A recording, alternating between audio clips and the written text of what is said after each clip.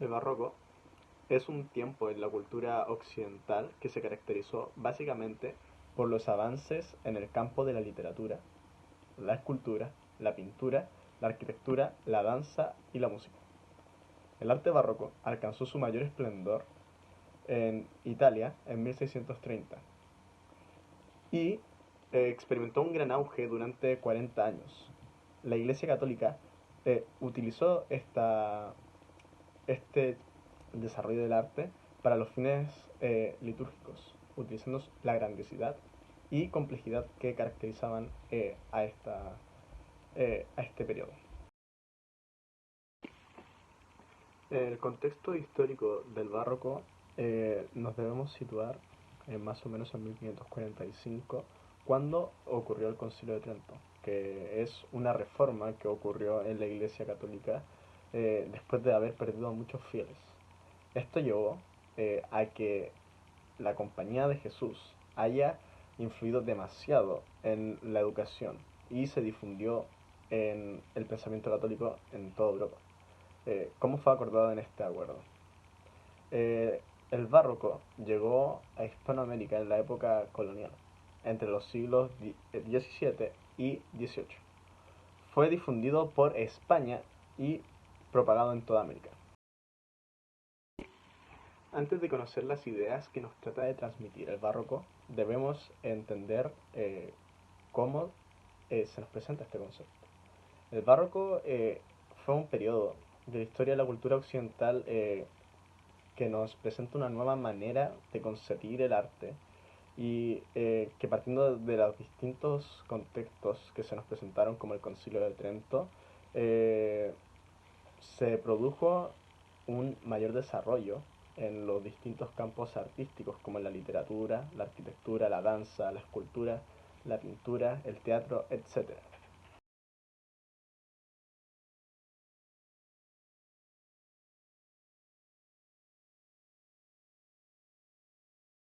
Literatura del barroco. La literatura barroca se caracterizó por el interés en el detalle, los efectos y la exuberancia, así como también en el uso excesivo de las figuras literarias. En cuanto a los géneros, la literatura barroca dio continuidad a aquellos heredados del Renacimiento. Sin embargo, hubo un desarrollo novedoso en la dramaturgia. El barroco acogió una gran variedad de corrientes literarias, entre las cuales se encuentran el culteranismo y el conceptismo. El culteranismo, en consecuencia, fue más rico en figuras retóricas y referencias literarias cultas. Su principal representante fue Luis de Góngora. El conceptismo se basa en la exposición de ideas o conceptos mediante el ingenio verbal. Uno de sus representantes más importantes fue Francisco de Quevedo. Los tópicos de la literatura barroca giraron en torno a la preocupación por la fugacidad de la vida, la apariencia y el desencanto saber. Mundo como teatro, mundo incierto de apariencias que invita a reflexionar. Mundo al revés, lamento sobre la injusticia y deformación del debe ser. Homo homini lupus, denuncia que el hambre es un lobo para el hombre. Milita amoris, comparación del amor con la guerra. Autores y obras de la literatura barroca. Luis de Góngora, obra más representativa, Fábula de Poliferno y Galatea. Lope de Vega, obra más representativa, El perro de Hortelano. Francisco de Quevedo, obra más representativa, Sueños y discursos. Y por último se encuentra Tirso de Molina, la cual su obra más representativa es El condenado por desconfiado. El arte barroco no careció de escultores, y aunque no todos eran magníficos, hubo uno que sí, Gian Lorenzo Bernini, quien fue digno sucesor de Miguel Ángel. Los escultores barrocos trabajaron principalmente en fachadas y construyendo edificios de arquitectura barroca. También trabajaron en la construcción de estatuas con imágenes religiosas. La arquitectura barroca fue la rama artística que más se extendió. Principales características de la escultura barroca. La escultura barroca fue utilizada principalmente para decorar obras arquitectónicas, tanto interna como externamente, en contraposición al orden que se presentan, en general las obras renacentistas. El barroco trabaja componiendo de una manera menos organizada. Existe un elevado expresionismo tanto en el rostro como en el cuerpo de las estatuas realizadas.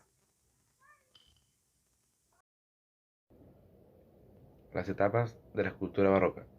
La escultura barroca se divide en tres etapas, las cuales son barroco temprano y alto barroco, barroco tardío y rococó. Barroco temprano y alto barroco, 1600-1675. Dominados por la carrera de Bernini, su magnífico Catra da Petri, el cual consistió en un trono rodeado de decoración escultural, fue el punto máximo de la escultura barroca. Otra de las estatuas más relevantes de Bernini fue el Éxtasis, el cual se encuentra en Santa Teresa. Barroco tardío, 1675-1725. En este periodo fue Francia la principal fuente de la escultura barroca y el centro cultural de Europa. Su obra maestra de la arquitectura, el Palacio de Versalles, fue decorado tanto dentro de sus estancias como por sobre todo por los jardines de este palacio. Rococó, 1725-1800. Es la fase final de la escultura barroca. Se caracterizó por ser un arte muy dinámico y extravagante. Las obras rococó son suaves y juguetonas. La escultura de esta corriente artística floreció en Francia y fue especialmente bien adaptada a las estatuillas.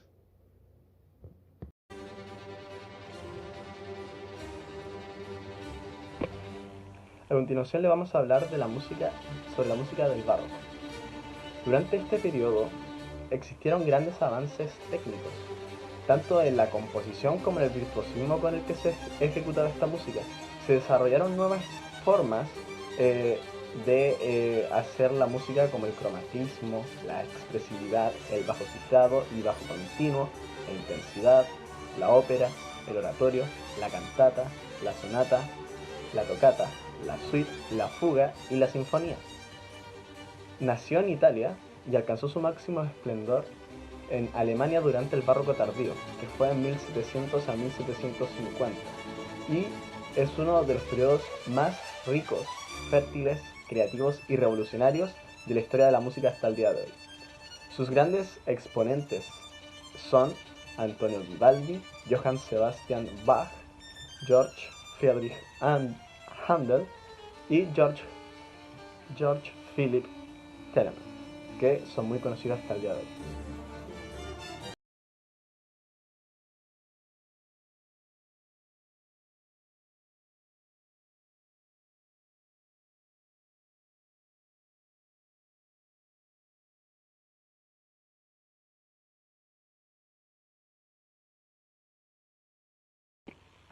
A partir de esta presentación se puede concluir que en el barroco hubieron cambios trascendentales para el desarrollo del arte, como la sensibilidad que se utilizó en cada obra para transmitir las emociones, y la búsqueda de no dejar vacíos hacen que se sienta de una manera muy intensa las emociones, agregando el contraste que muestra un cambio intenso para sorprender, lo que hace que este arte enamore y genere un cambio radical en la sociedad.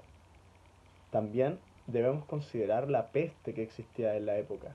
Esta afectó de manera eh, muy crucial para el desarrollo de este arte, ya que aumentó la sensación de lo rápido que pasa el tiempo, la melancolía por la miseria que existía en el entorno, por la pobreza extrema, y en esta época se desarrollaron mucho más a fondo las ideas de la época anterior, el Renacimiento.